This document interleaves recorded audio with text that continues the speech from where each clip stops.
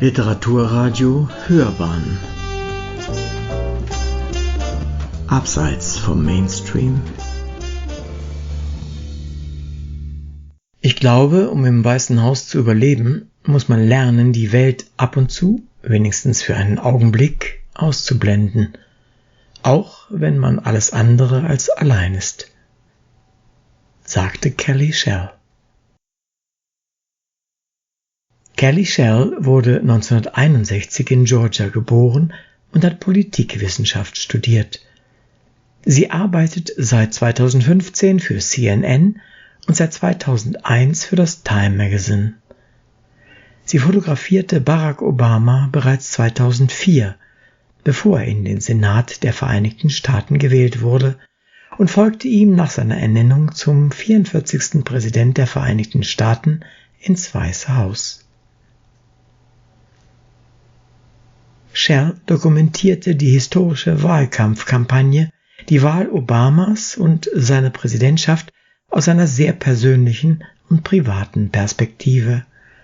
Für ihre Fotografien wurde sie mehrfach ausgezeichnet, unter anderem von World Press Photo.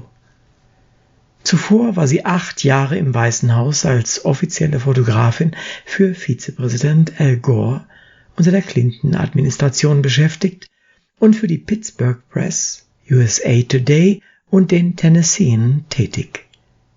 Ihre Fotografien wurden in Magazinen, Büchern und Galerien weltweit veröffentlicht. Kaum jemand hat die Obamas auf so vertraute und besondere Weise fotografiert wie Callie Shell. Intime Augenblicke, Momente der Freude. Sie begleitete Barack Obama und seine Familie von Chicago bis ins Weiße Haus. Nun kam sie nach München und war persönlich bei der Eröffnung der Ausstellung Hope, Never Fear, Fotografien der Obamas von Callie Shell im Amerika-Haus München anwesend. Nach der Vernissage führte sie ein Gespräch mit ihrer Verlegerin Elisabeth Sandmann vom Sandmann Verlag und gab uns, ebenso wie Elisabeth Sandmann, ein Interview. Auf dem anschließenden Empfang fingen wir noch einige Stimmen der Besucher ein. Sie finden den Mitschnitt des Gespräches, die beiden Interviews sowie die Besucherstimmen im Anschluss an diese Einführung. Die Interviews führte Uwe Kulnig.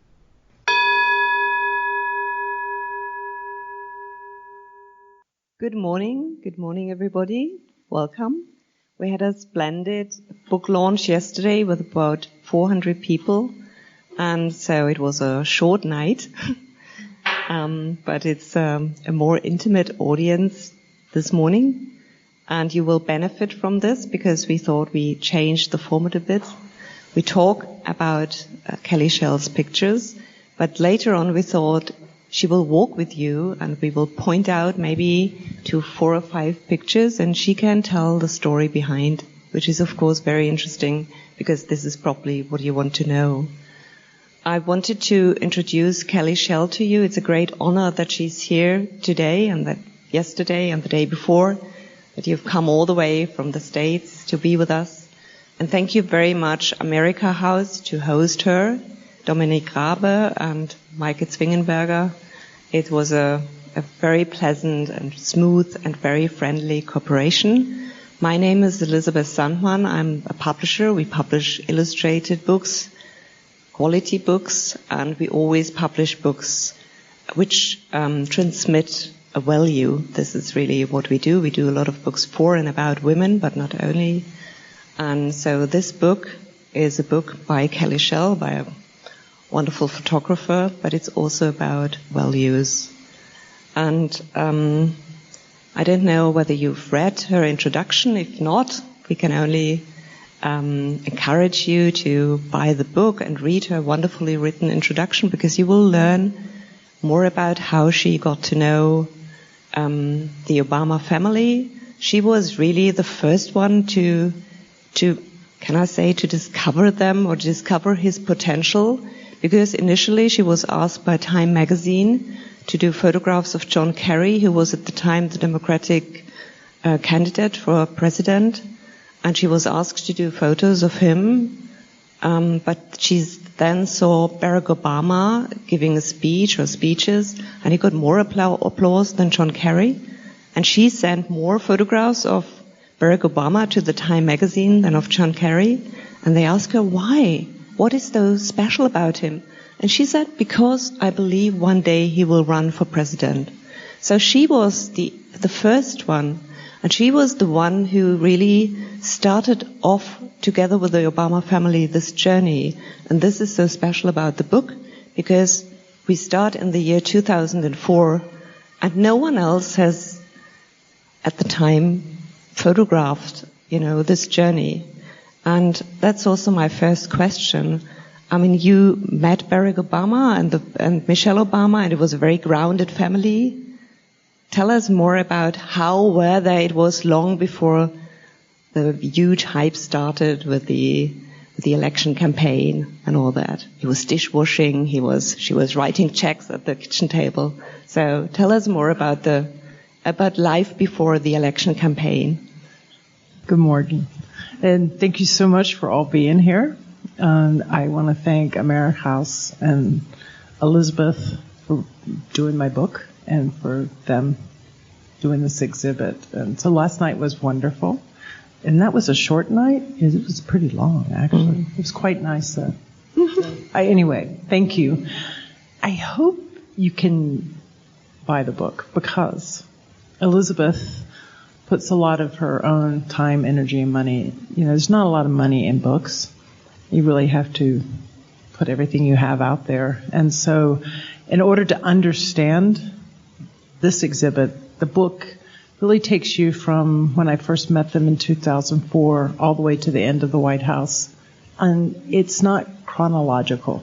It's more with themes and thoughts, and opposite the photographs are quotes by the Obamas. And the point of that was to actually, the captions are in the back, because we wanted people to look at the photographs and to reflect on them, read the quotes, and make it more of an inspiring book, not a political book, if that makes sense. So the book's more about family and commitment, and trying to encourage, especially young people, to believe in themselves and believe that anything's possible. So, and there is an introduction that says how the book came to be.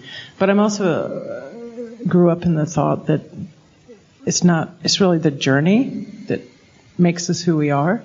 And I think everybody's seen 100 photographs of the White House and when the Obamas were in the White House. So I really wanted to be able to put something together that showed how they got there. So I did meet him until 2004, and he was running for U.S. Senator, and then he won that position. So I asked if I could start doing some documentary work on him in the Senate, and then when he went out to campaign state senators. So it's kind of like our local senator. And he'd always been talking about how much he missed his family, and he missed being home in the morning, doing breakfast. So when I was going to Chicago, I said, can I come hang out in the morning? And he said, sure, we don't do anything but eat breakfast. And I said, I know, that's what I want to photograph. So I got there, rang the doorbell, and Michelle Obama came to the front door. And she said, it's so great to meet you. So you're the woman that hangs out with my husband in Washington. I said, yes. But she was so gracious and so nice. And she said, I asked Barack what we're supposed to do. And he said, just do what we do. And I said, that's perfect. Yes. So I just hung back, and, they did what everybody else does, I think, or what my family, with my son, we did. We sat down, they had breakfast, but while they were getting the breakfast fixed or prepared, their cereal, Michelle was starting to check her BlackBerry, because that was in the days of BlackBerry, before the iPhone was hip. And then they start cleaning up. So he would clean up, and the kids were washing the dishes, and he was washing the dishes. And, I was telling Elizabeth, when I do profiles on people, a lot of times that's what I want to photograph. And people constantly are like, why are you photographing us washing the dishes? And I said, because all of us wash our own dishes. But people think, a lot of times in my country, that the people who are running for office have no clue to how to wash a dish, or spend time with their kids. And he had told me for months how important this time was for him, because it was the one time where they wash the dishes. She is working on her BlackBerry. She's talking to people at her office, and she's writing checks, and she's telling the girls goodbye, and then he gets to take them to school. So there was a series of photographs from that, and then I'm sitting out on the front porch because I had to have some group family picture instead of just sitting at a table. But then also, there's a photograph in the exhibit where Obama is standing on the side of the road. It's a rest stop. I don't know what they're called here, but when you go to the restroom, and there's a couple pulled up, and they roll the window down, and they say, "You're that young man." I did like that. "You're that young man who's our senator." And he said, "Yeah, I'm Barack Obama." But I love the photograph, and I like the photographs in their house, because that life no longer exists. You will never see Barack Obama standing on the side of the road with no security, no motorcade, no press. And that might be alien here, but in the United States, the one thing every country always says is when the Americans arrive and the president arrives, it's, 20-car motorcade. We've been here. And I photographed Helmut Kohl once. And I literally, and it was with the White House, we drove up to his house, and every person in the motorcade got out and took a picture of his mailbox because it said Kohl. That's just, everybody's going, "So y'all are going into his house?" And so I was with the vice president at the time. It was his private home, right. And there was his number. His name was written. Yeah, it's right there on the mailbox. We go into this suburb, cul-de-sac. I don't know what development. We have our 20-car motorcade, and Vice President Gore is going to have a meeting with him, and we pull up, and there's the mailbox, and Gore gets out, and he's getting ready to walk to the house, and then he stops. He turns around. He walks back. He goes, "Callie, look." I said, "Yeah, I know." Everybody, my understanding is we went in, but everybody got out and took pictures of the mailbox. And so when we got in there, they sat down, and Cole said to Gore, "Do y'all not have mailboxes?" And Gore said, "Well, I will tell you that neither the president or the vice president has their name on a mailbox in front of their house. It just, and Gore said, "We have big seals and we have gates, we got to do everything over the top." But then they sit down, and Mrs. Cole brings little things to snack on and eat. And it was so funny. We're all just going, this would never happen where we live. It was so great. We are so grounded, we Germans. And so, I was, Obama always wanted everything to be not so dramatic and not to make a big presence. And he would talk about that. And I kept saying, you might not want to run for president. Because that life's never going to happen again. You're never, there's no laid back atmosphere. Everywhere you go, you're going to have a team of people behind you. But when you met him, the days were very different. And when you look at the pictures here, you can see that Callie is invisible. She's been a silent observer, and you feel when you look at the pictures that she catches the moment. It's very, very often it's a very intimate moment. You can only do pictures like this if there is mutual trust. And and I think it's not self-evident. How did you establish this? How did you manage to establish that sort of trust with the family? When I'm working, I don't talk at all, but before I work, I talk way too much. But, I met him in 2004 in a back hallway, and John Kerry was doing a series of interviews for an hour. So I was just hanging out, and this man starts walking down this long hallway, and I noticed that he said hello to everyone, and he greeted the cleaning staff, the janitorial staff, the union staff, Carrie's staff, and when he got to the end, he smiled and said, "What do you do?" And he looked at my camera, and I said, "I just watch people." And I said, "Sometimes I take pictures." And he laughed, and we started talking, and so we talked about our big ears and the fact that we were both married up in life, and then we talked about our children, and Sasha and my son were the same age. I kind of broke out in tears because I said I was extremely depressed being away, because I'd been away from my son at that point for like 2 weeks. And, he was so easy to talk to, and then I watched him reach. So we immediately were the same age. Well, I'm 6 months older. He has more gray hair too. Anyway.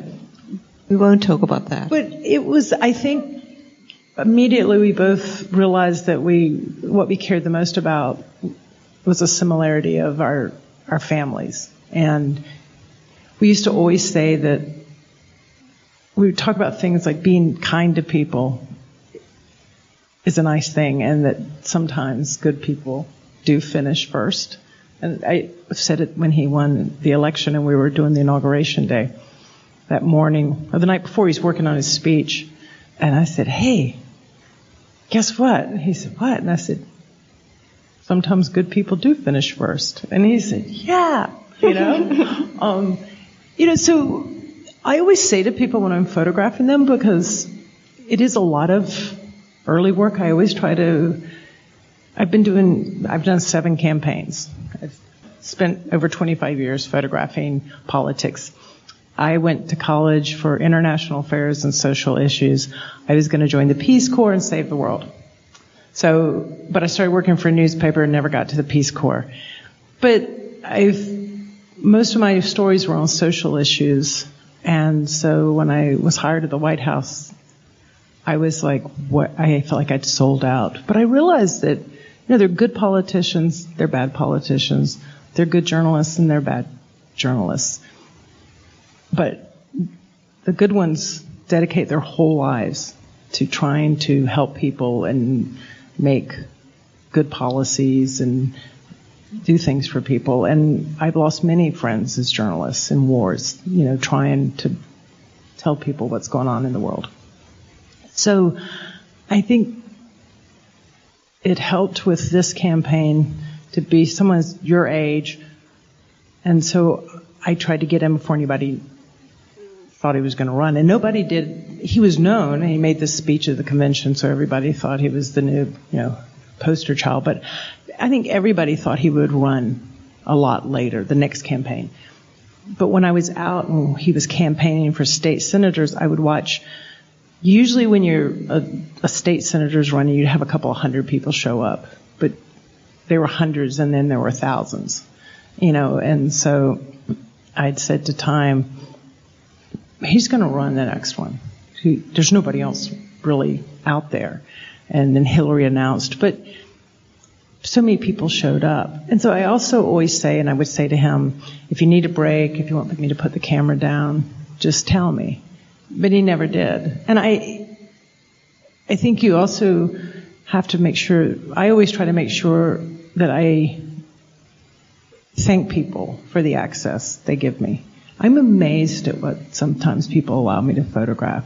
But I think if you're sincere in what you do, I think it rubs off. And I think for him, having somebody else that missed their kids and got depressed being on the road, and the great thing about him is he's like, I really don't need a bunch of y'all hanging out with me in a holding room while you set up. Go do what you need to do.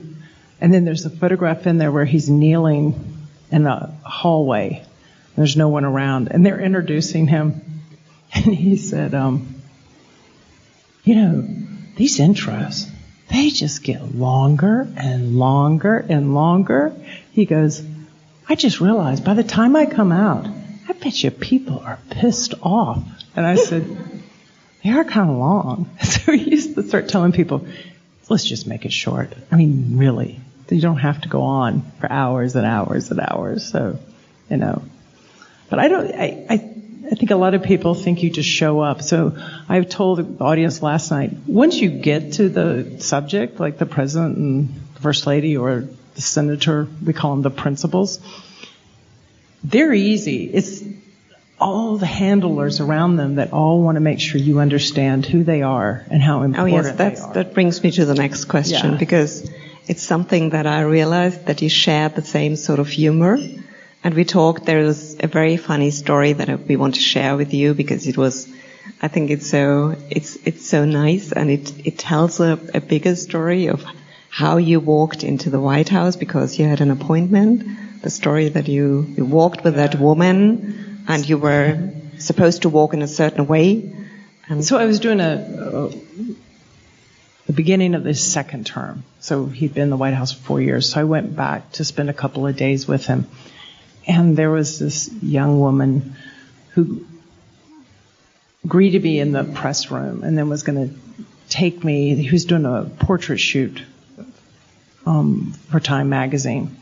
And she was going to take me to where the shoot was going. Photographs were being taken.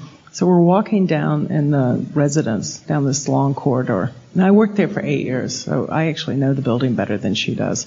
But we're walking, and she goes, Callie, that's not where I told you to walk. I told you to walk more to the right. I'm like, okay. When you were born, I was doing this job, but that's okay. So I move over, and she goes, no. And she snapped again, and all of a sudden I hear this, Callie? Hey, Callie. I turned around and I said, hi, Mr. President. And he said, how you doing? And he hugs me and he's like, how's my boy? Which is my son. I said, he's good. I said, but he's about my height now. And he's like, does he still have straight A's? That was always his question. I go, yeah, still has straight A's. And so then he said, thank you. I think we've got this. And so she turned around and he put his arm around me and we're walking. And he said, do you think she got the message? I said, yeah, I think she got the message. And I said, oh. And there was in the photograph where he's on the side of the road, that day he called back to Washington. And I'll tie these two together. And I heard him on the phone. He said, you know, so-and-so? Oh, that is one bright young person. I'm not going to say male, female. But anyway, I'm not quite sure they like interacting with people. So I think we need to let them do the desk job in D.C. and you all need to send someone else out that likes to be around people, because a lot of these people never meet me. They just meet my staff, and the staff is a reflection of who I am. And so I really need people out there that like meeting people. But so I did say, you think there's a nice way you could handle this? Because I'm not quite sure the person knows that they're not into people. And he said, so anyway, so I said to him, I said, you know that whole thing about you always wanted all your staff to be super nice to people? He said, yeah. I said, I'm not quite sure you got that one figured out yet. I said, there's some young people here. He goes, I know, they just need to feel empowered. But he said, he goes, but you know what's going to be in your email tomorrow morning? Because when she left us, she went ahead of us to the portrait session. So in the portrait session, she was constantly making sure she was near him. And he said, you know she's going to ask for a photograph. And I get up next morning, I check my emails, first thing up, you think you got me in a photograph? As I was telling the story to my husband, he said, you're not going to send her a photograph, are you? I said, oh, I already sent it. Because you did not. And I go, you don't want to become the person that you don't enjoy. I said, the only way to trump that is to be super nice. You kill them with kindness, I think, you know. But let's talk a little bit about Michelle Obama, because you also met Michelle Obama, and well, she obviously is a very strong-willed, powerful, passionate woman full of empathy. And if you read the book, you will also find a lot of quotes from her speeches, but also from Barack Obama's speeches. And I think it's worth reading those passages, because we took the words for granted. We thought that when Barack Obama was elected, it would continue. It would be a new age. We saw a black president. Next time we would see a woman. Then we would see, I don't know. We thought it's a new time was beginning, and we now see that it was actually, we feel, when we look at the journey, we must feel sad. And we owe Michelle Obama the title of the book and the exhibition. It's Hope, Never Fear. And I thought I read to you what she said in a speech, and you can also later on, when you see the film, this is, I think, what she says in the film. But I thought it's interesting to hear what she said about hope, never fear. She said in an interview in 2011, she said, "I want our young people to know that they matter, that they belong, so don't be afraid. You hear me, young people, don't be afraid. Be focused, be determined, be hopeful, be empowered. Empower yourself with a good education. Then get out there and use that education to build a country worthy of your boundless promise. Lead by example with hope, never fear." So that's the theme of this exhibition and of the book. What you might not know is that Callie Shell was, in a way, in the eye of the hurricane for 8 years in Washington under Al Gore. So she was really a very experienced person already when she met Barack Obama. How come you chose to work as a photojournalist in Washington and work with politicians, and how did that happen? Actually, I think it chose me. I was working at a newspaper in Pennsylvania, and we were on a union strike. So we were shooting pool and playing foosball most of the days, and I got a call from Al Gore's press secretary who said, "Is there any way you would come out and just document his last month? Someone recommended you to us." And I said, "Well, I don't really do handshakes. I just kind of hang out." And they said, "Well, that's what they want." So I did that. I went and joined up at the campaign. I do have to say that in my very first moment, I came in, it was a huge rally, and they took me down this hall, and they said, "When the door opens, it's Clinton and Gore, just go on in." And they dropped me off, and I look across, and there's this very attractive couple, and he says, "I think we just stand here. When it opens, they'll help us." And this beautiful black woman's like, "Yes, they just said stand here." And I went, "Can I just shake your hands?" And it was David Bowie and Iman. I was like, because I really think you guys are so awesome. And I never say that to people, but really, David Bowie, you're like, and they're both in like flat tennis shoes, and their little jeans, and so cute. They're both shorter than I thought. One thing I've noticed covering politics, and you meet all the famous people, they're all shorter than you thought. It's kind of strange, but anyway. So I did that. They won. It was cool. Went back home, and then I got a call that said, "We know you don't want to do politics, but would you come and do the inauguration?" And I was like, "Yeah, if I can bring my husband to help." So we both went. Then they were like, "We don't know what you do, but can you photograph the first 100 days till we figure this out?" And I was like, "I don't have a job, sure." And then it turned into 8 years. So, but it was the greatest job for learning. When you think you know someone, you think you're really close. It really made me realize that it really wasn't until 4 to 5 to 6 years that I really was that close. That, I'm 6 feet tall. You can't miss me.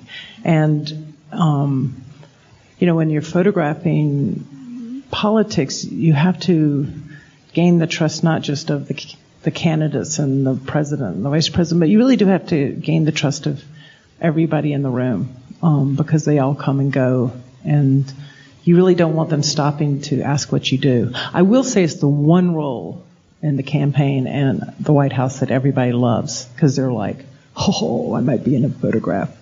But it's, that's why when I do it, I just try to get a little bit closer, and with like Obama, in the early days, I established things like we're driving down this road. I can tell he's getting sleepy in this van. And I said, if you fall asleep, can I take some photographs? Because I want people to understand that you're driving for hours down a road to campaign. And he said, yep, but okay, you got to do me a favor. According to Michelle, when I fall asleep, my mouth drops open and I drool. So once that happens, you can't take any more pictures. I said, okay. So I got a couple, mouth fell. It really, I was like, whoa, you really do that. Anyway, and we jumped to like 3 years later or 2 years later, and we're in the midst of crazy campaign. And there's a photograph in there where he's sleeping on the campaign bus. So they had done a briefing. We had been up since 5 a.m. It was about 11 p.m. We got one more rally to go. So the press secretary was like, do you want to take a break? And he goes, yeah, I'm going to take a nap. So he lays down and he falls asleep. And the press secretary says, he looked at me and I go, I'll answer your question. I've got 3 seconds. Go. And I took about 3 frames, mouth dropped. And he started drooling. He didn't really drool. His just mouth drops open. But anyway, so I go back there, and Gibbs said, okay, have you ever asked him if it was okay to photograph that? I said, yep, 2 years ago. And he said, why do you want it? And I said, why do I want it? I said, because this is really what a campaign's like. You're sleeping in your suit. You're away from your family. You have to sleep as still as you can so you don't wrinkle the suit because you still have another rally to do. And then you're going to get in at 1 a.m. and you're going to get in bed and then you're going to do the morning shows at 4 a.m. And that's a typical, rally in my country. Because, the great thing about the U.S. is I wouldn't say that the results are always great, but it's a chess game. You got to get out there. You got to meet everybody. You got to shake hands. You'll see there's a photograph of a baby being thrown. Yes, people throw their babies. They just kind of forget, I guess, where they are. I don't know. Maybe it speaks to me because I'm like, I just want to see my baby. How could you throw the baby? But they always brief the candidates and the president about this situation will happen and you need to be ready and the Secret Service is ready. And the first time it happens, they freak out. The first time it happened to Bill Clinton, he literally stopped and said, he's holding this baby. It's your baby. The woman's like, could you get a picture with the baby? And the first time it happened to Obama, he just goes, okay, all right, everybody, don't throw the babies, So it's, but people forget, but they do that, and Elizabeth actually shook the hand of the Queen, but I've only been briefed about what to do. And then when you meet Queen Elizabeth, you can't shake her hand unless she extends her hand to you.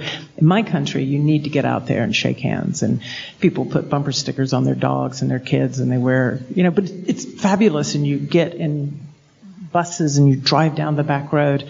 And, part of this book is the whole point of, there are photographs in the book of him by himself in the Oval Office. And one of the points of that is for people in my country and maybe the world to see, yes, that person does stand in that office by themselves and they've got control by themselves. Because I will say that a lot when I go to speak, and even in the 2016 campaign, I would, stand with my colleagues or voters and they go, but no, it's okay. Because, Trump, if he wins, he'll have a good cabinet or good staff. And I kept saying, no, you vote for the person you trust to stand by themselves. So that's one thing I want people in my country to get. When you vote, and also I have no patience for anybody who doesn't vote. I was honored enough to be able to know Nelson Mandela and to go to his inauguration to photograph it and to watch people stand in line. And when Obama ran, the first black president, I knew women that were 97 years old that stood in line for 6 hours. I know people whose parents not just risked their lives, they died in my country for people to vote. So I have no patience for someone who complains. And then they go, oh, no, I didn't vote, so it's not my fault. And I go, no, it is your fault. You didn't vote. And you have no right to complain. It's something that in any country we should never take, just think of it as second thought. So, but also what's kind of crazy in our country is it is like a chess game. And if you don't understand how the chess game goes, you're going to lose it. And that was quite obvious with Hillary Clinton's, I group. think when we do a third edition, we've already reprinted the book. We will put into our third edition what you just said about our responsibility to vote. Thank you very much. And if you want a copy, Callie will be signing, and I can tell you she does it beautifully. It takes a long time because she has a tiny handwriting. Go ahead and she really does it with a lot of love, and Christmas is ahead, so think of that. It's your unique possibility. Thank you very much. Thank you.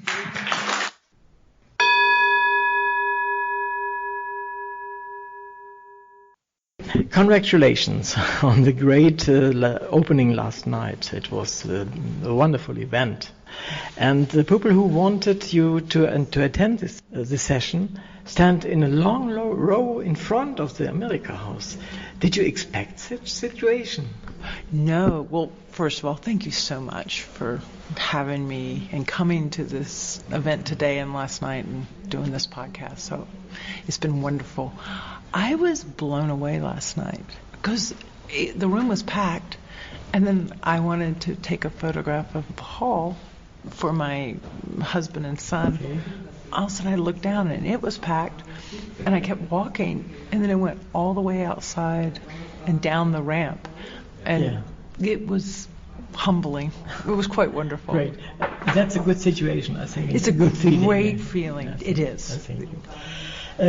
So that was my next question. Did you expect so many people in Germany? So have you experienced from other countries for that book? Well, the only other is English, but the only other language is German. Mm-hmm. But Okay, I did know that the Obamas were quite popular in Germany because I've been here twice with Barack Obama. Once when he was running for office, mm-hmm. and then I was shocked because I couldn't believe in Berlin the thousands of people that came out to hear him speak. He was shocked. And then when we came back, when he was president, it was pretty wonderful. People lined the streets, and they were just cheering him. So, but I was amazed how many people came last night. At first, I asked America House. I said, "Do they think the Obamas are here?" And they said, "No." But I usually get last week. He was here. I hear.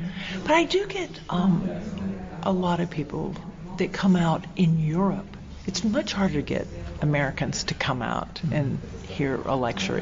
That's the wonderful thing about Europe, Germany, France, the cultural aspects. People come out and they love to see work and they love to have discussions. So last night was wonderful because people, the thing I was the most shocked about was how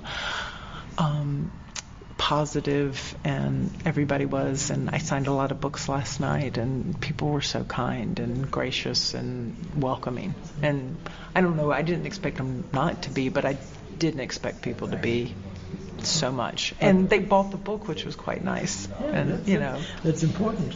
It is important because books are very expensive to make, and I was very lucky that Elizabeth and their company published this book in Germany. And the wonderful thing is it's now slowly doing quite well, so I think then other countries will also buy it. It's doing quite well in the United States, but it's really wonderful to see it. That's great. Yeah. Fine.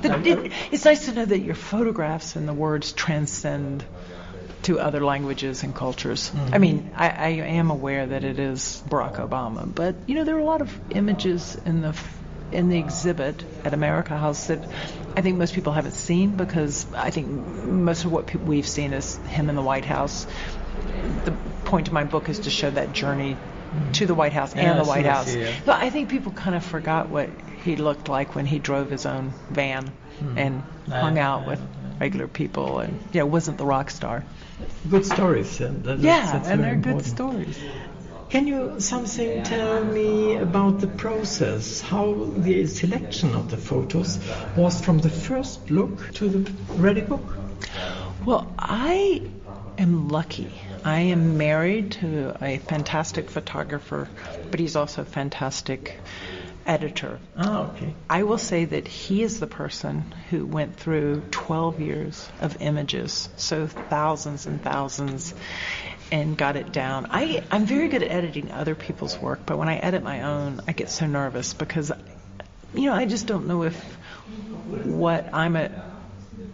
I made the images, but I want to make sure they speak to other people, and I just feel like it was good to get a neutral. So we went down to several hundred, and then we went down even more, and then the publishers were like, no, we need more images. So we did it. We'd make lots of little work prints, and we'd lay them all on the floor, and then we start moving them around, and we were adding and taking out, and so it's kind of a crazy process, was this taking it from years and years. And then once we got the images, we tried to pair quotes from Barack and Michelle Obama to go with the photographs. And so that was a lot of research by our publishers in New Zealand, Elizabeth, who found all these quotes. And so, great. Yeah, it was a big team effort. She told me about that. Yes. Yeah, it was. Some of those I was like, oh, I forgot. But there's a wonderful quote in there at a school where Michelle Obama's hugging these kids, and it's quite nice because she visited the school, and then 4 years later, she went back and gave the commencement speech because those kids were all graduating. So it's kind of a nice, turnaround. I see. Great, yeah. Let's look for the next question. What happens to the photo pool as a whole? It's a giant photo pool, as you told me, especially to the unused photos. Well, they're all mine. I own the rights to all the photographs because they were actually all done independently, and then I sell them to Time.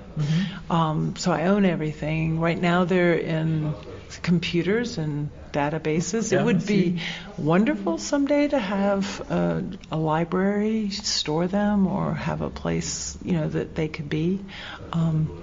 But my husband, like I said, is a photographer, so he's the tech guy, so there's hard drives and backups of everything. And I have 2 galleries in the United States that sell my prints, so that's another way that the images are used. But I think Elizabeth and I are going to try to do some other projects on some of the images that were not in this book. Maybe on a different issue, like reaching out to young people, make it more about girls and young people and Michelle Obama's projects that she does to help people.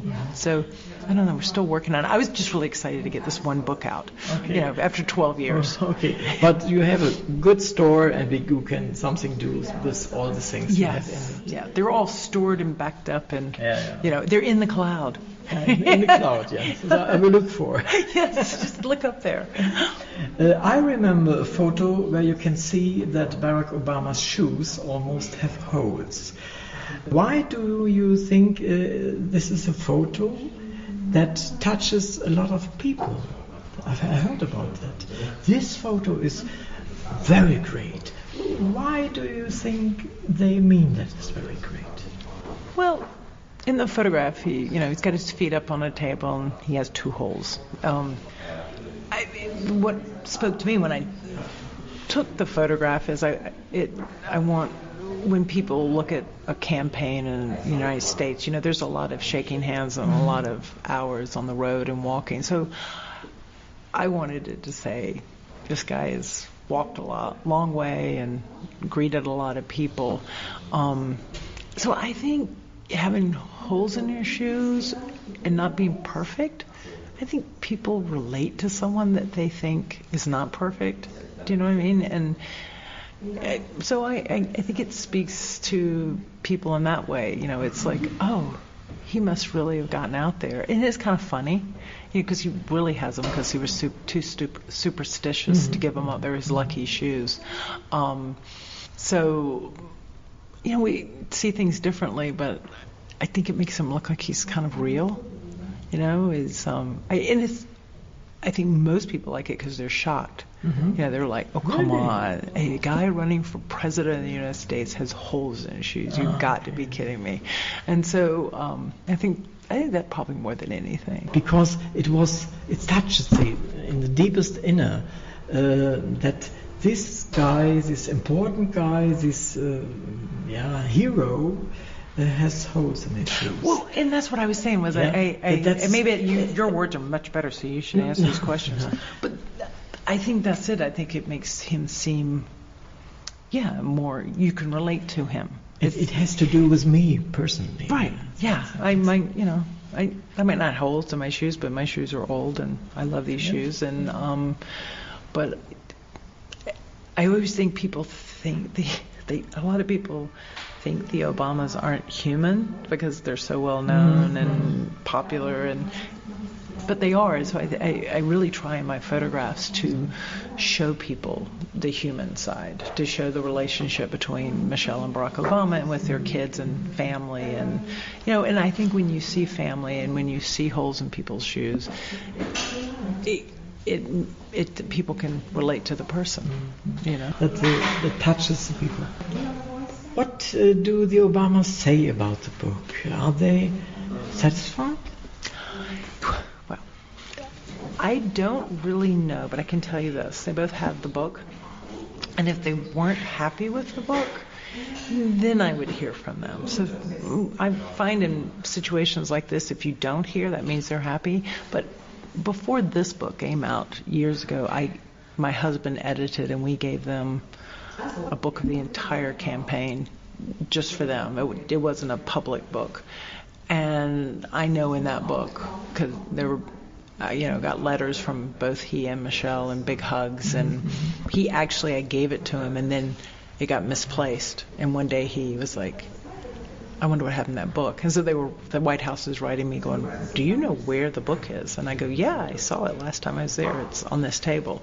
So, and both the kids thanked me because the book's dedicated to Sasha Malia. So, there's so much coming out. There's so many books. And so my understanding is that they like it, but I never asked, But I know if they didn't like it, I would know.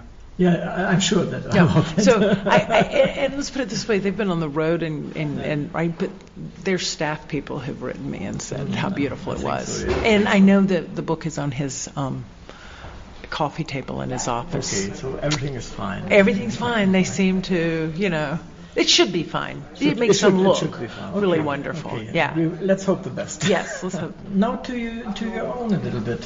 What did your own family say? It's a long time ago, however. What did they say when you practically became a part of another family, of the family of the Obamas? You came very close to them. Yeah.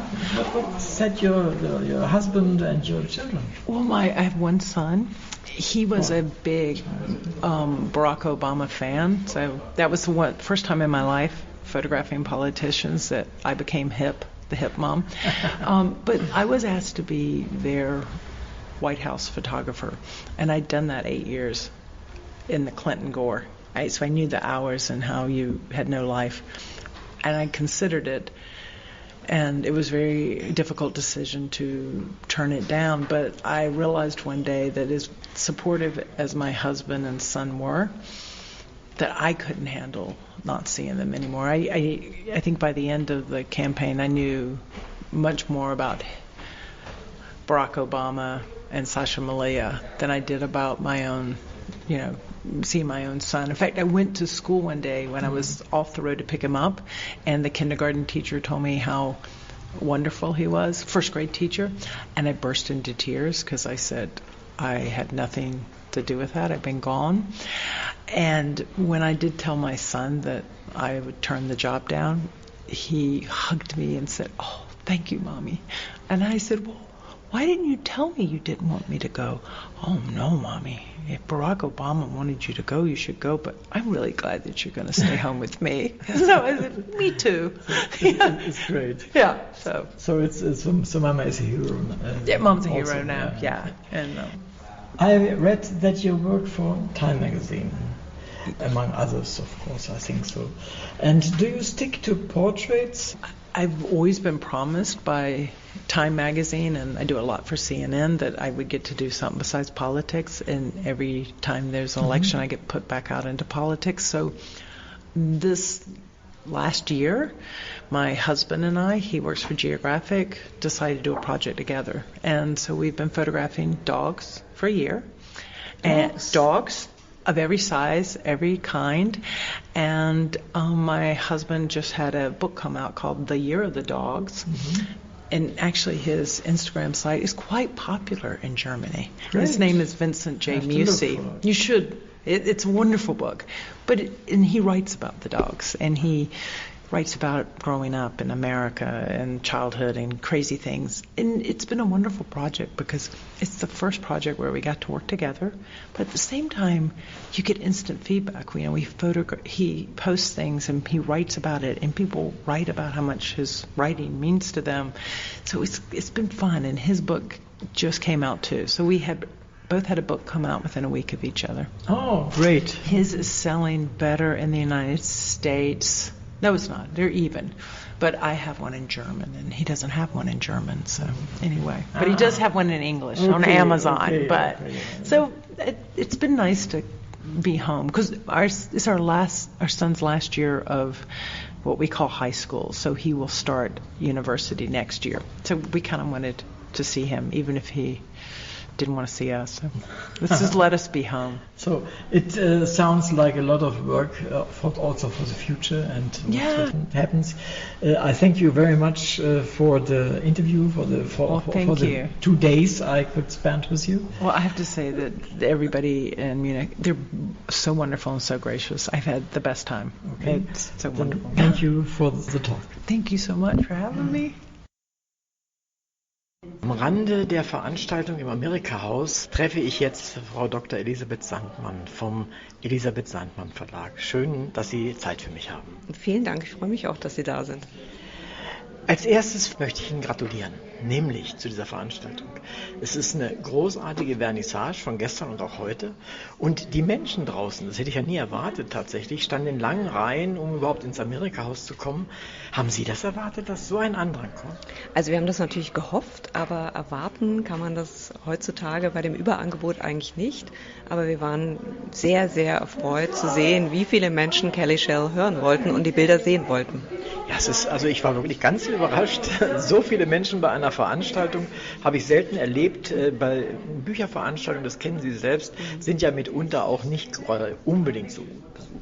Kommt drauf an natürlich, aber wir haben eben jetzt hier diese einmalige Gelegenheit, dass Callie Shell, die ja extra aus den USA angereist ist, auch zu den Bildern etwas sagen kann, was man so, also im Buch sicherlich nachlesen kann, aber es ist immer noch mal was anderes, wenn man die Person hört, die diese Fotos gemacht hat und die Barack und Michelle Obama so nahe erlebt hat. Und ich denke mal, dieses Ehepaar ist ja auch eine Bank, was die Thematik angeht und was das Interesse von vielen Menschen angeht. Ja, und vor allem, weil sich die Zeiten einfach so verändert haben und weil wir vielleicht auch mit etwas Wehmut auf diese Epoche blicken. Wir sind ja irgendwie alle Zeugen wir sind alle Zeitzeugen dessen, was damals passiert ist und haben gedacht, es würde immer weitergehen mit dem Fortschritt, aber sehen jetzt, dass es nicht so ist. Ja, es ist schwierig. Es waren ja echte Sympathieträger und sind es ja auch heute noch. Wir waren ja neulich erst in Deutschland. Wenn dann jetzt eine andere Instanz oder eine andere Person hingeht und quasi alles das niedermachen möchte, anders kann man es, glaube ich, gar nicht sagen, ist das besonders tragisch eigentlich. Ja, also ich muss sagen, also wenn ich auf das Buch zurückkomme, in dem Buch sind auch viele Zitate von Barack und Michelle Obama und aus Reden, die sie gehalten haben. Das sind sehr eindrucksvolle Reden, weil sie sehr vorsichtig oder umsichtig ist das bessere Wort, umsichtig mit der Sprache umgehen, einfach sehr genau überlegen, was sie sagen und wie sie empathisch jemanden erreichen, und das kommt einem jetzt vor wie ein anderes Zeitalter. Ja. Das ist es, glaube ich, auch tatsächlich, und zwar weltweit letztendlich.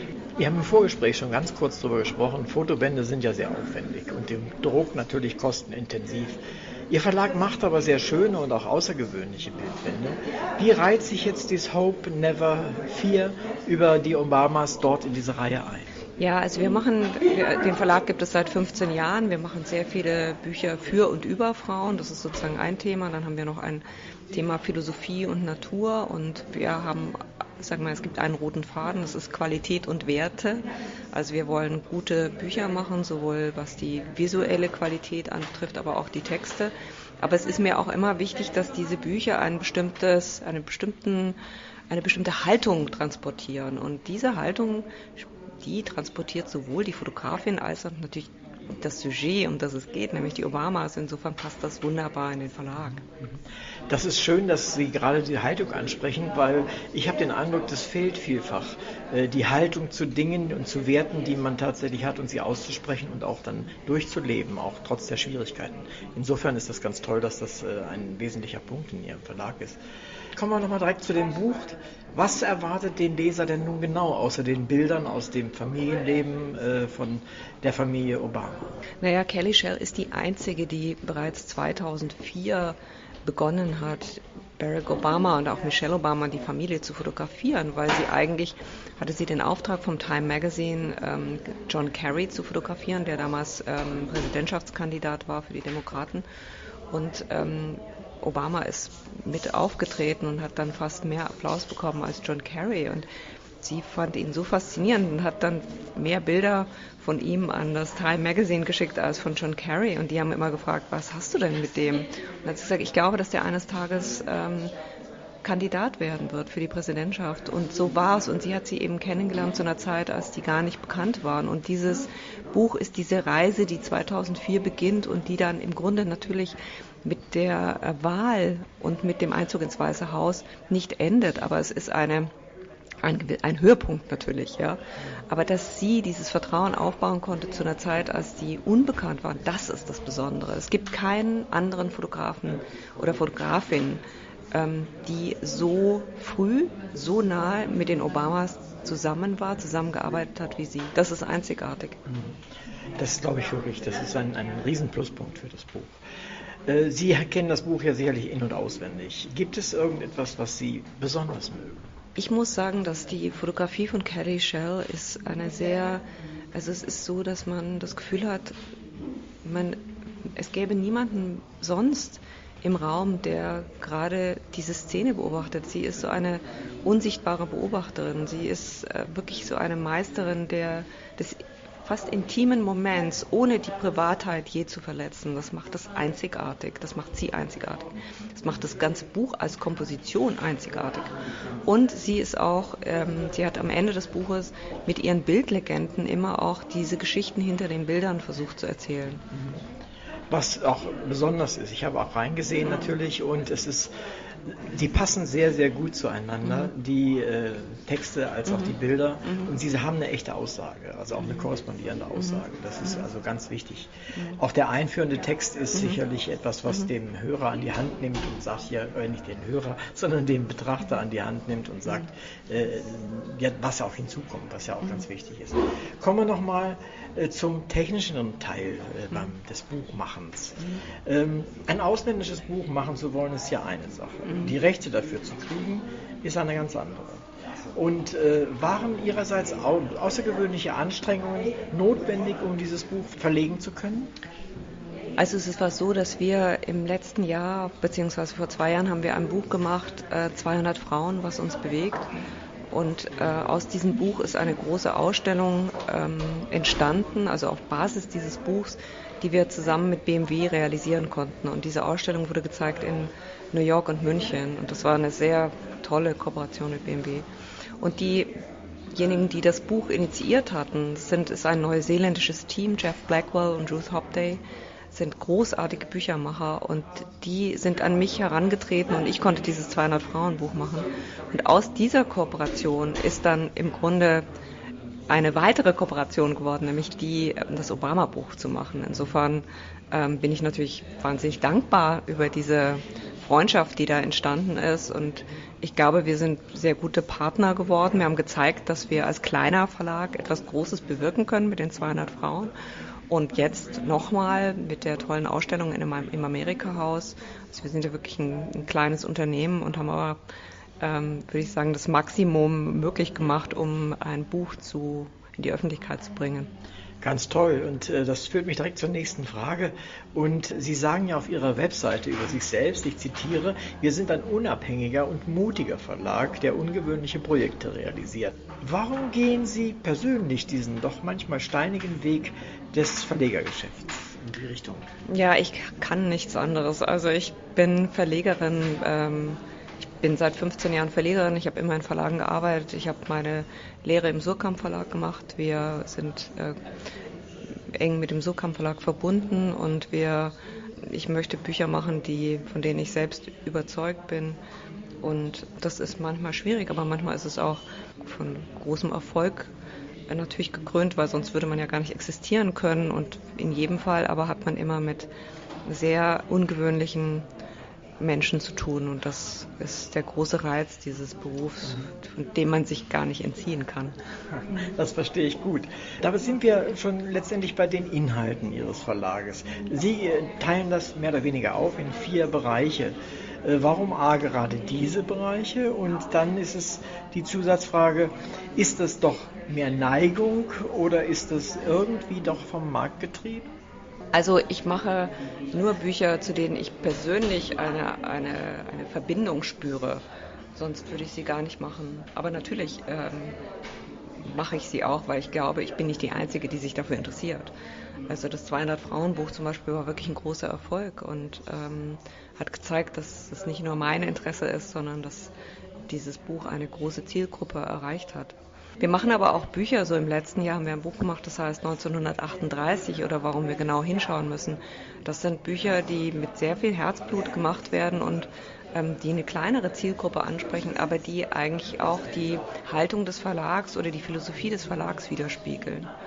Wir machen sehr schöne Bildbände zur Natur, also wir haben ein Buch selbst generiert, das heißt das Geheimnis der Bäume, also mit einem Schweizer Team, Autor und Fotograf, die uralte, versteinerte Bäume fotografiert haben, und das ist wirklich eine faszinierende Reise zurück, Millionen von Jahren. Ja. Also solche Bücher machen wir auch, oder wir haben mit Professor Bort hier in München an der Hochschule für Philosophie mehrere Bücher gemacht, zuletzt Die Kunst, die Eltern zu enttäuschen, was sehr erfolgreich war, weil es um die Kunst des Enttäuschens geht. Also ein sehr lesenswertes, kurzes, knappes Büchlein, das ich allen empfehle, die ihren eigenen Weg gehen wollen. Also ich habe den Eindruck, Sie machen wirklich die Dinge im Wesentlichen, die Sie machen wollen und die Ihnen Spaß machen, was toll ist. Dann wird es nämlich meistens gut.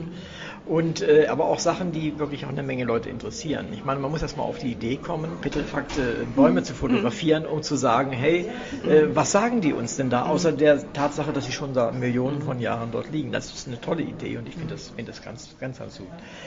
Ihr Verlag hat noch Preise bekommen. Gibt es unter diesen Preisen einen Favoriten für Sie? Ja, wir haben einen Preis bekommen für ein Buch, für das Bauhausbuch. Wir haben ein Bauhausbuch gemacht über die Frauen am Bauhaus, bereits vor 10 Jahren. Wir feiern ja dieses Jahr 100 Jahre Bauhaus.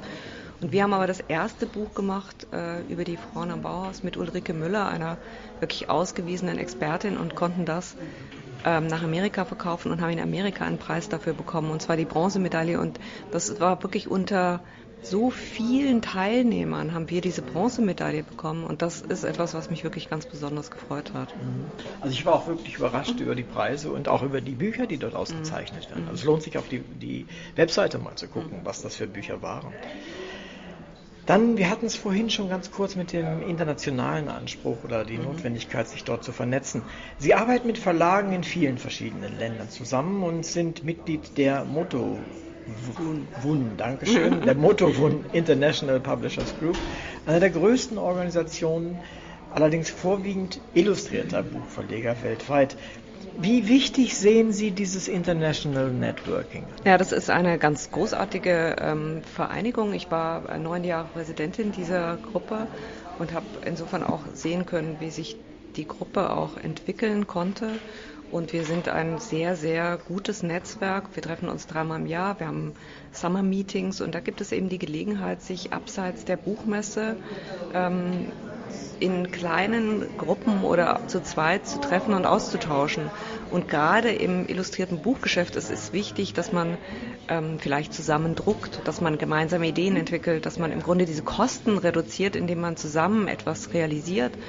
Und das ist mit dieser Gruppe immer wieder möglich gewesen. Außerdem versuchen wir natürlich auch Buchprojekte untereinander so früh wie möglich zu uns mitzuteilen, sodass wir einen gewissen Vorteil haben. Und ganz abgesehen davon, dass das wirklich großartige Menschen sind, es ist eine tolle Gruppe. Und seit neuestem haben wir eine Kooperation mit Penn International in New York. Und auch das ist, also wir versuchen eben auch wir alle versuchen dort eine gewisse Haltung zu vertreten.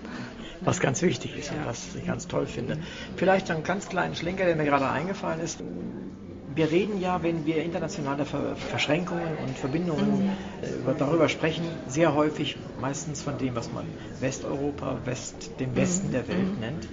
Vielleicht auch noch Russland oder sowas. Aber wie sieht es denn mit China aus? Spielt das bei Ihnen in irgendeiner Rolle? Also wir haben in unserer Gruppe, würde ich sagen, eine sehr, sehr gute Mischung. Also wir haben viele Mitglieder auch aus osteuropäischen Ländern. Wir haben auch 2 Mitglieder, 2 tolle Frauen aus China. Und mit denen wir in einen anderen Dialog und Austausch treten können, was natürlich für uns wichtig ist, also weil wir wissen wollen, was sich dort auf welchen Gebieten tut. Das ist gerade im Verlegerischen ist das auch eine nicht so ganz durchschaubare Situation. Es gibt dort viele Agenten und es gibt natürlich dort viele Publikationen, viele Staatsverlage und wir müssen irgendwie auch versuchen, da einen Weg zu finden, vielleicht zu kleineren Verlagen, mit denen wir kooperieren können und da haben wir 2 tolle Frauen, die uns dabei helfen. Bevor ich zum Schluss komme, Ihr nächstes Projekt, wenn wir da schon mal reden können. Ja, also mein nächstes Projekt ist bereits erschienen, aber darüber würde ich gerne kurz etwas sagen. Das heißt Wonder Girls und es geht um junge Aktivistinnen, die zwischen 11 und 18 Jahren sind. Das ist ein Buch mit einer US-amerikanischen Fotografin, Paola Gianturco, also dieser italienische Name, wahrscheinlich italienische Vorfahren, die mit ihrer damals 11-jährigen Enkelin 90 Mädchen aus 14 Nationen interviewt und fotografiert hat. Und wir haben dieses Buch für Deutschland bekommen, haben 2 Wonder Girls hinzunehmen können, ein geflüchtetes Mädchen aus dem Irak, die nächstes Jahr ihr Abitur in Hamburg macht, ganz toll, ein 11-jähriges Mädchen vom Rieksee in Bayern, die auf diesen wahnsinnigen Plastikmüllverbrauch, den wir haben, hinweist. Und wir haben Senta Berger gewonnen, die zusammen mit dem irakischen Mädchen ein generationenübergreifendes Gespräch geführt hat, das wir auch im Buch abdrucken. Ja, und wir eröffnen am 23. Oktober an der Technischen Universität München eine Ausstellung, die dann dort 3 Wochen zu sehen sein wird. Aber die Idee ist, dass diese Ausstellung auch weiter wandert. Und da geht es um diese Initiativen von jungen Mädchen gegen Gewalt, gegen Kinderehen, für Umweltschutz, für mehr Bildung, für mehr Chancengerechtigkeit. Und dieses Buch ist in gewisser Weise erschütternd, weil diese Geschichten einfach so erschütternd sind. Und gleichzeitig ist es so voller Hoffnung und so mutmachend, weil diese Mädchen einfach so großartige Projekte machen, damit sie etwas für sich und vielleicht die nächste Generation auch verändern können. Also es hört sich wirklich wichtig und aber auch interessant an und wir sind ja in Vorgesprächen, ob wir das eventuell im Radio dann in einer weiteren Sendung auch noch bringen können. Ich würde mich freuen, wenn das klappt. Ich danke Ihnen für das Gespräch und wünsche Ihnen vor allen Dingen A mit dem Buch, was wir heute vorgestellt haben und B, aber auch mit Ihrem Verlag alles Gute und danke für dieses Gespräch. Ja, vielen Dank. Ich freue mich, dass Sie sich so für meine Bücher interessiert haben. Das Buch heißt Hope, Never Fear und ist im Elisabeth Sandmann Verlag erschienen. Genau, das wollte ich gerade noch zusammenfassen. Ich habe gerade gesprochen mit Elisabeth Sandmann vom Elisabeth Sandmann Verlag und wir hatten heute das Buch Hope, Never Fear und es ist ein Fotoband und es ist ein tolles Buch und auch dem wünsche ich, wie gesagt, alles Gute. Dankeschön. Danke.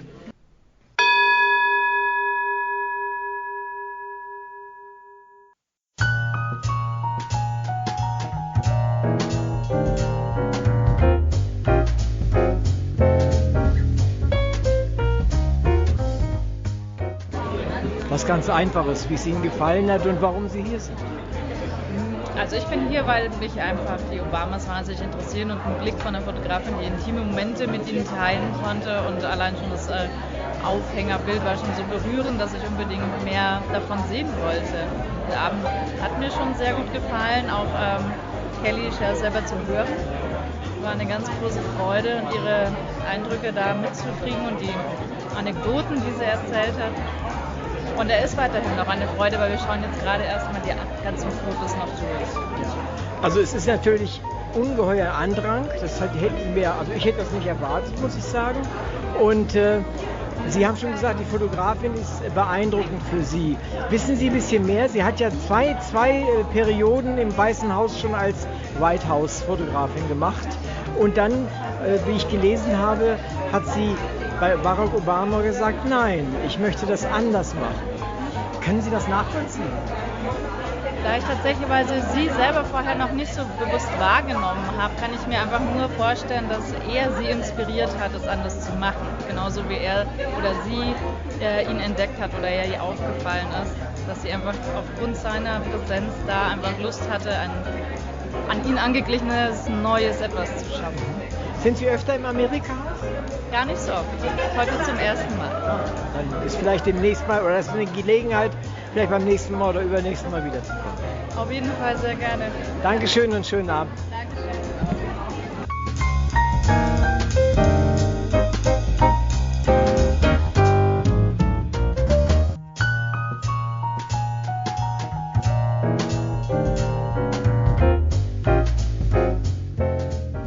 Wie sind Sie heute hierher gekommen? Also mit anderen Worten, hat Sie das Thema sehr interessiert? Sind Sie öfter im Amerika-Haus? Haben Sie etwas zu tun mit Barack Obama? Nein, ich habe was zu tun mit Frau Sandmann. Ich habe im gleichen Verlag ein Buch rausgebracht und deswegen bin ich heute hier. Also ein bisschen aus Anhänglichkeit sozusagen zum Verleger.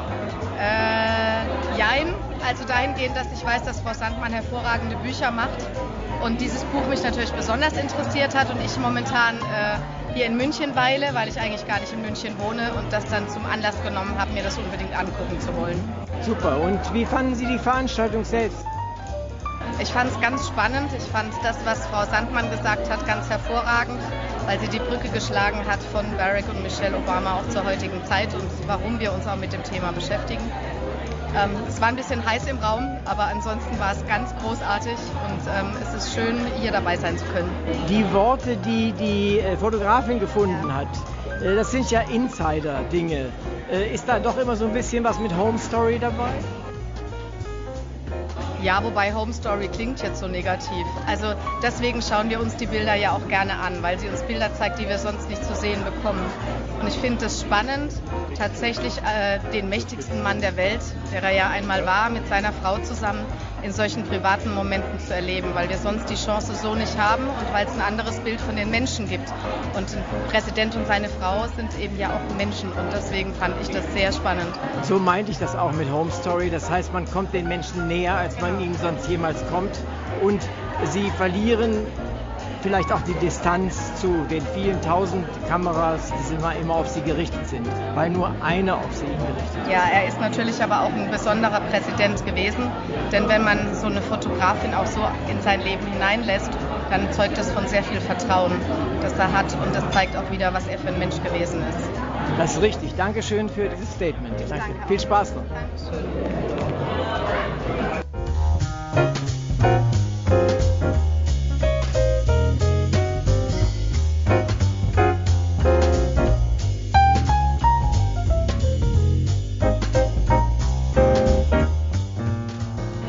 Sind Sie ein Obama-Fan oder kommen Sie oft ins Amerika-Haus?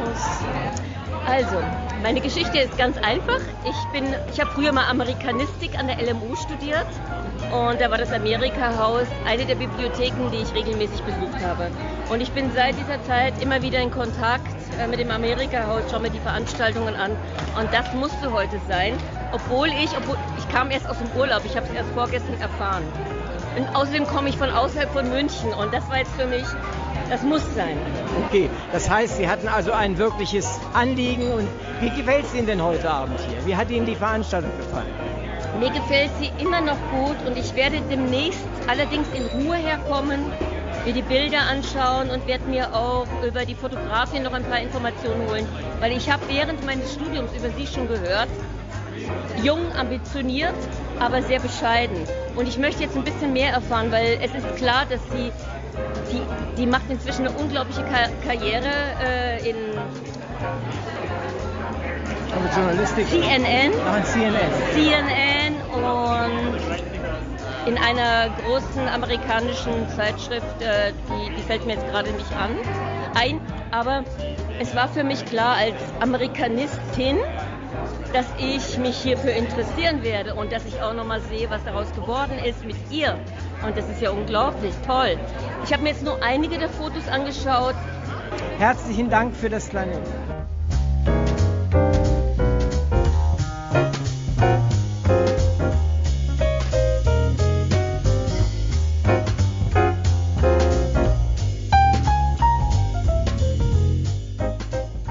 Sind Sie besonders interessiert an Barack und Michelle Obama oder warum sind Sie hergekommen? Wir haben in der Schule damals 2008 seine Präsidentschaft angeschaut, in den Wahlkampf, die ganze Nacht durch bis zum nächsten Morgen. Deswegen ist es, glaube ich, so der erste US-Präsident, an den ich mich erinnern kann. Verstehe. Und das ist also auch, ich meine, er ist ja auch ein Sympathieträger, seine Frau ja genauso, im Gegensatz zu manchem anderen. Und es ist ja, gerade wenn Sie sagen, er war der erste Präsident, den Sie so bewusst wahrgenommen haben, dann haben Sie gerade einen guten erwischt, oder? Genau, also ich glaube auch, es war einfach jemand, der sehr viele Werte vertreten hat, die man glauben konnte, an die ich glauben kann. Und gerade auch seine Frau, die halt irgendwie sehr präsent gewesen ist, was irgendwie als Mädel damals, als man aufgewachsen ist, auch irgendwie ein gutes Vorbild. Wie finden Sie, dass so viele Menschen gekommen sind? Das ist ja eigentlich ungewöhnlich bei einer Buchvorstellung. Ja, total beeindruckend. Also wir haben das auch durch Zufall entdeckt online gestern Abend und haben uns spontan entschlossen. Und man ist total begeistert, aber ich glaube, es ist halt auch einfach in der heutigen Zeit so, dass viele Menschen halt auch gerne an die Zeit erinnern von den Obamas. Okay, danke schön. Ich frage jetzt mal Ihre Freundin, die neben Ihnen steht. Das ist ja alles in Englisch gelaufen. Ja. Ist für Sie eine Selbstverständlichkeit oder? Ja, also ich meine, in der Großstadt wie München passiert natürlich vieles auf Englisch. Ich mache mein Studium auch auf Englisch und ich denke, das ist auch gut, dass es im Amerika-Haus Veranstaltungen gibt, die auf Englisch stattfinden. Natürlich könnte man überlegen, das auch auf Deutsch zu übersetzen und vielleicht Menschen anzuziehen, die nicht unbedingt so fließend im Englischen sind. Aber ich fand, es kam natürlich schon sehr, sehr gut rüber, was die Fotografin auch selbst erzählt hat. Und ich glaube, wenn das jetzt übersetzt worden wäre, hätte es so ein bisschen den Charme genommen. Dann geht was verloren sicherlich. Ja. Und außerdem sind wir im Amerika-Haus. Da weiß man im Prinzip, worauf man sich einlässt, obwohl vieles ja auch manchmal deutsch läuft. Und es gefällt Ihnen, Das ist das erste Mal, dass ich hier bin. Nicht das erste Mal? Doch, das ist das erste Mal. Ich kannte das Amerika-Haus vorher gar nicht. Ich bin immer nur vorbeigelaufen. Okay, also dann wünsche ich Ihnen noch weiter einen schönen Abend. Dankeschön. Dankeschön.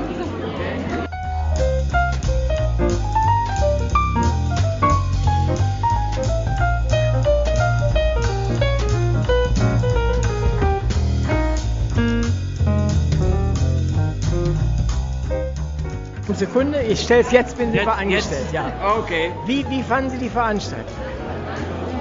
Sehr fröhlich, positiv. Die Fotografin kam prima rüber. Hat Spaß gemacht, ihr zuzuhören. Die Bilder haben wir noch nicht gesehen. Wir gehen in den nächsten Tagen nochmal, wenn hier nichts mehr los ist. Und dann gucken wir mal. Sind Sie besonders an Michelle und Barack Obama interessiert oder war das einfach ein kultureller... Ah, okay. Also gar kein besonderer Anlass, sondern Sie gucken Nein, wir haben die Biografie gelesen und das war auch ganz fröhlich und ganz nett und wir haben Zeit gehabt. Okay.